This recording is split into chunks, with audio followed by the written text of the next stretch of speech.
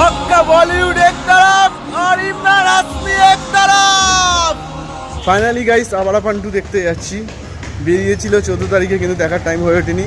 তো আজকে টাইম হয়ে উঠেছে, তো যাচ্ছি দেখতে। Let's go. টিকিট কাটা হয়ে গেছে, আমার হাতে আর 5 মিনিট সময় বাকি আছে।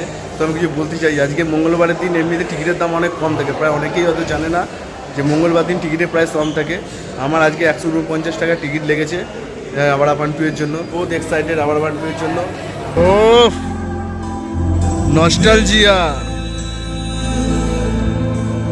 मेरा मेरा रिश्ता पुराना।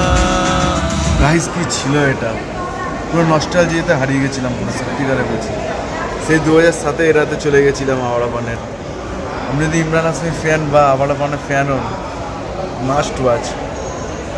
খুব ভালো লেগেছে আমার, সত্যি বহুত ইমোশনাল পড়েছি মুভি দেখার পর।